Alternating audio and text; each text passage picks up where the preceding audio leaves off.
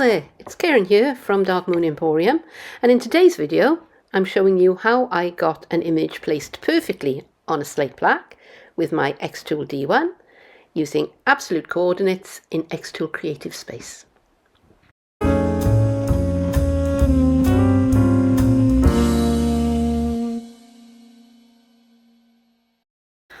I get these slate heart hangers from the Works, and they're £2, which I find very reasonable, and I usually use my F1 for engraving on slate, but these are just a little bit too big to fit comfortably on the base of the F1.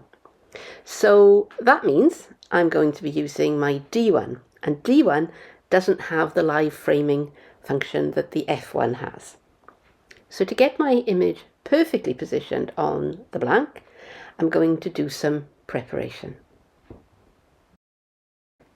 To begin with, I want to measure the shape so I know what the area that I have to work with is. I put the slate onto a piece of paper and I traced around it. And then I measured the traced shape, and now I can go to XTool Creative Space. So here I am in XTool Creative Space, and the screen that I have up, the workspace I have up, is the F1 workspace. And that's the one I normally work in because I tend to use the F1 much more than the D1, because the F1 is just over there in the corner of my living room, whereas the D1 is upstairs in my craft room and I have to go up with the laptop, and the F1 is generally much more convenient. But today, the project that I'm wanting to engrave is a bit big for the F1, so I'm going to switch to the D1. And now I'm in the D1 workspace, and I'm going to enlarge it a little bit, and let me switch to the grab tool and just move my canvas to the middle of the screen. I go back to my pointer tool, and I'm going to begin by bringing in the heart shape from the basic shapes menu. So there it is, don't need that anymore. And it's all the way up there, don't want it all the way up there, so let's bring it down to where I can see it. And I've taken the measurements, and I know that I want my heart to be 16 centimeters, that's 160 millimeters wide. And I'm going to unlock the aspect ratio here, which I should have done before, but it doesn't really matter. And I want the height to be 150 millimeters. Okay, so there is my basic heart shape. And I got those measurements because I put my heart on a piece of paper and I drew around it and I measured between all the various points. Okay, so let's come in a little bit. So we've got a nice big picture to look at, and I'm actually going to move it to a different layer because I think it makes it just a little bit easier to see on the screen. Okay, so I have my distance between those 2 points is 16 centimeters. From top to bottom, it's 15 centimeters, but it's the distance between this point and the base of the heart that I want to adjust, because the slate heart that I'm working with doesn't have such a deep angle here. It's a much shallower angle. So what can I do about it? Well, I'm going to pick up a line tool, and I'm going to start at the base of the heart here. I'm going to hold down the shift key, and I'm just going to draw a line straight up to roughly where I think it is. Okay, so we'll adjust that in a second. Now I want that line to be 135 millimeters long, and I've actually got 139.39, so I didn't do too bad. So let's adjust that to 135, and there it is. So let me align that with the base of the heart here, and just to make sure that I am centered, I'll come up here to align, horizontal align center, and nothing moved. So I think I'm pretty much where I need to be. So as you can see, there is a big difference in, well, it's not a massive difference, but there's a difference between where my heart shape bends here or dips here and where I want it to. So what I'm going to need to do is I'm going to need to edit the nodes. And I think I'm going to come in a little bit,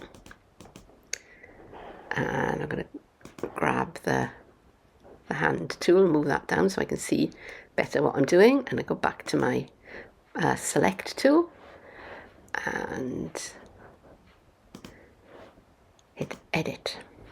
Okay, so now I'm in the node editing mode, and I'm just going to take that node there, and I'm just going to raise it up, and now I've got a kind of W shape in the middle there, so I'm just going to raise that up till I get a nice smoothish edge, and do the same thing to the other one. And I mean, it's not perfect. I can smooth it out a little bit.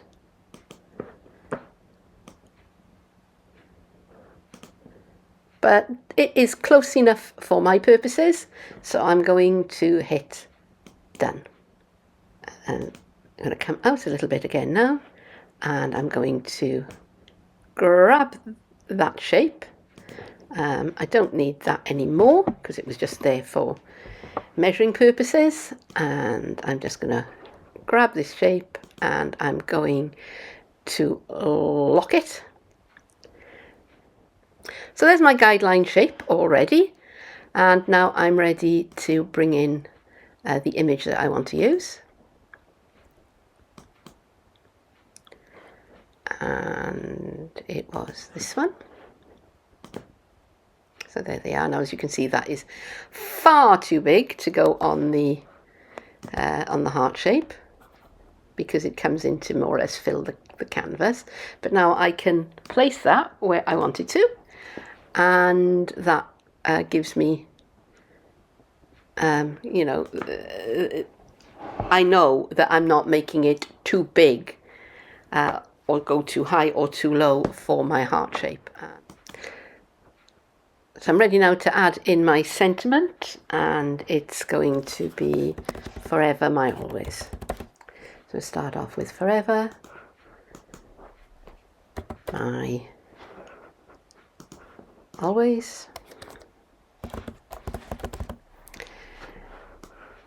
And I've done them in 3 entries because I want to use 2 different fonts here. So let's put the my out of the way just for a second. And the font that I'm going to use for this is, it's a brush font. So if I start typing brush, there it is, brush script font. And the same with this one.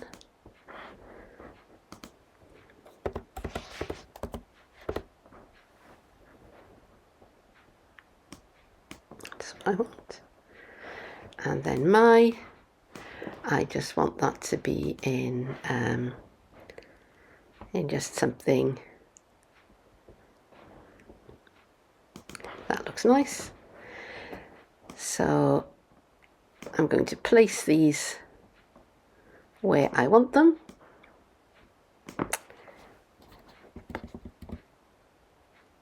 I think I'm going to make that smaller. So I'm just going to play about with this text until I'm happy with it. Alright, so after a bit of fiddling around with the fonts and the sizes, I think I'm happy with what I've got. So for anyone who's interested, the font that I used for the script is that. I'm not going to try and say it because I'll probably mangle it. And the the sans serif font is that one, BFC Caramel Cake Pop. Don't ask me where I got them from because I can't remember. So what I am going to do now is I'm going to select everything I can. And remember, I set the heart to lock. I locked the heart, and I'm going to move this to its own layer. And because I'm happy with everything, I'm going to save that, and then I will get ready to process it on the D1. I've moved up to my craft room so that I can process my image, and there's a couple of things I'm going to do before I actually start burning the image. So first of all, I'm going to go down to the layers tab here,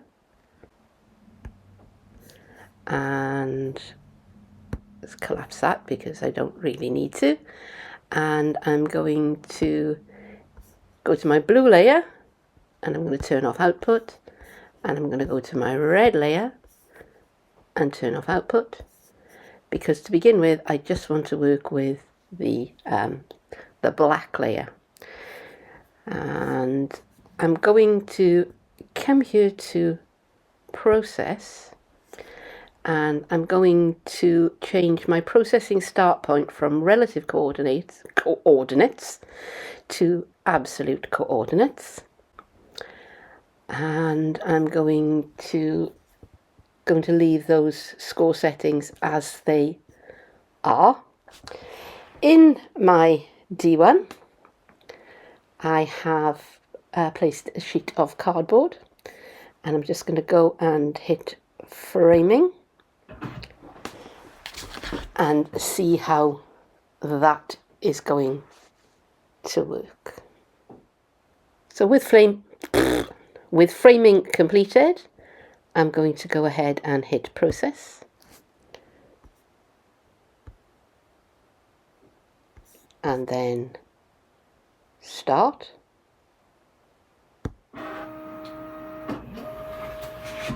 and the laser module is homing. So I'm going to go over to the machine and press my green button and let it burn. So I don't know how well you can see that, but there is just a very faint outline here of my heart shape, and that's all I need for now. So I'm going to get my slate heart.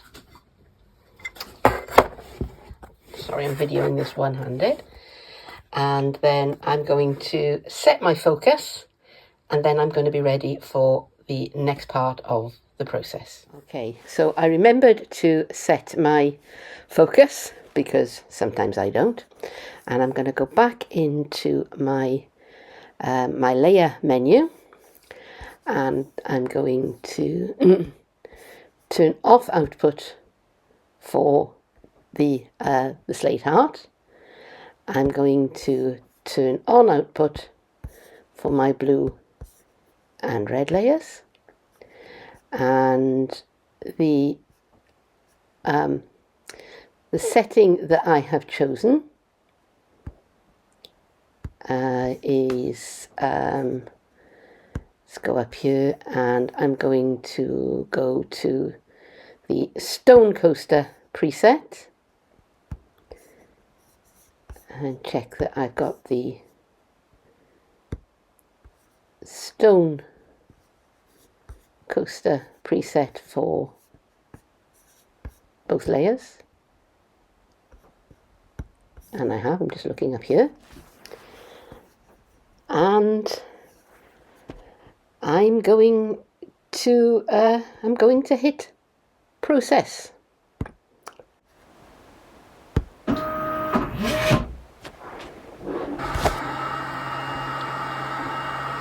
So as you can see, the laser is doing its thing quite nicely. Now, if the project were anything flammable, so paper, card, anything like that, I would absolutely not move away from it at all. I just sit up here in my craft room and, you know, watch a bit of TV or play on my phone or something like that. but as it is slate, it's very unlikely to burst into flames.